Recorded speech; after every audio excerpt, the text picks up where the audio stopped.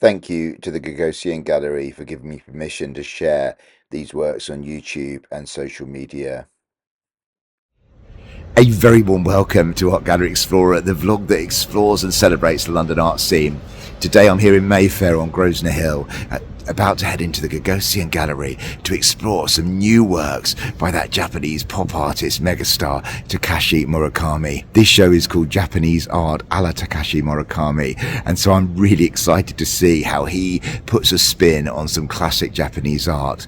Murakami's always blurred the boundaries. He doesn't see that there's a difference between high and low art, so to speak. He trained in classical Japanese art, but he found that limiting and frustrating. And so he's sort of branched out into pop art. He's worked with Kanye West, Marc Jacobs. He's Billie Eilish lately, so he's very much in the current sphere. He's a commercial artist, but also fizzing with ideas. I'm expecting to see some of his trademark pop art imposed onto some interpretations of great Japanese classics. So please do come and join me as we head inside. This show is on all the way till March 2025. It's free and it's going to be a mega hit, I think, because he's got a large fan base. So come in and join me as we explore the wild and crazy world of Takashi Murakami.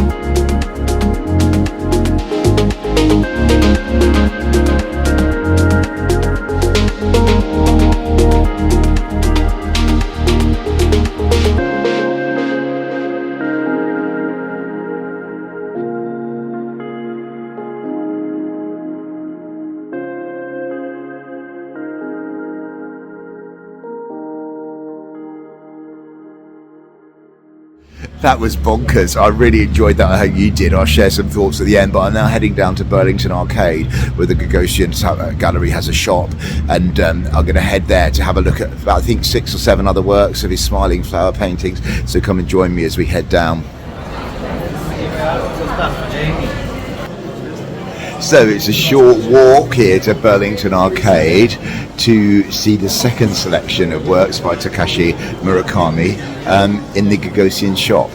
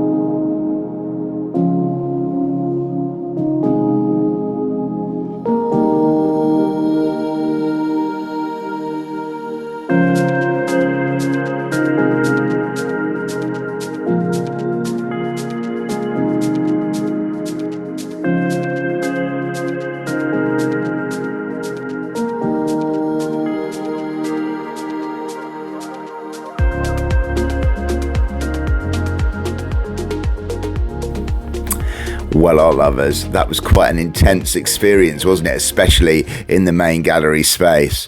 And I always love to hear what you think about the art. So I read every comment and will always respond to as many as I can do. And I especially love reading your thoughts about contemporary art, of which this is obviously an example.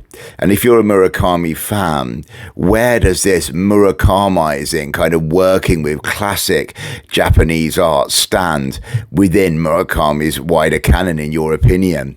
Is it as effective as the more pop arty pieces, which I'm kind of much more aware of? And if you're not a fan, did you find it too kitsch? That was a criticism I had of the Damien Hirst works. I personally didn't find these works anywhere near as cloying, but do you agree with me on that? Now, straight up, I do not have any kind of knowledge really about of Japanese period Edo art. Having been to this show, I would very much like to gain some, and it's certainly something I'm going to be reading about over the next year or so, and hopefully trying to seek out some examples as well. So I'm not really best placed to kind of ascertain how this Murakamizing of these classic works has been successful or not. But what I do know a lot about Takashi Murakami is the big themes in his art, that kind of blurring the boundaries between high art and popular culture, which you saw in all of these works, and this super flat kind of philosophy as well. And I did enjoy the detail of these works. For me, as a Western art lover, I'm very aware I'm coming to most of these works for the first time. For example, Scenes in and Around Kyoto, which is a very, very well-loved 1615 Edo period masterpiece in Japan, is a work that I've not seen with my own eyes, and I don't think I sort of come across much before preparing for this vlog. So for me, the kind of excitement of seeing Murakami's version, which is competent compositionally quite faithful, apparently, in some ways to the original national treasure in Japan, was really thrilling because I was seeing the work with my own eyes for the first time. But if you've been to Japan and you've seen this masterpiece, which I think is in Tokyo, then did that have the same effect on you? Or did the imposition of some of Murakami's pop art figures just really annoy you and kind of seem unnecessary? The detail in some of the works was just incredible. I mean, in scenes in and around Kyoto on its own, there was over 2,000 figures and numerous sub-scenes. And I like the way he brought in gold with these skulls, which is apparently meant to be representing a Kyoto burial ground. It was vast as well, much, much bigger than the Edo period original. It was over 13 meters long, so longer than the width of a normal sized swimming pool. And you just wanted to spend hours looking at this. Now, I have read a review of this show by Laura Cumming where she kind of compared it to Where's Wally, where you're trying to work out where his where Murakami's trademark pop art elements are.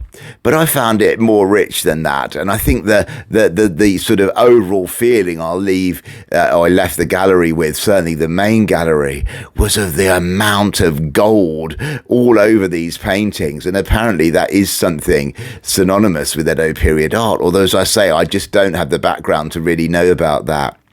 So I actually did get a huge amount from the works, especially the big works, the three big works, of which Scenes in and Around Kyoto was the biggest, where I just spent a huge amount of time looking and enjoying what the artist was bringing me.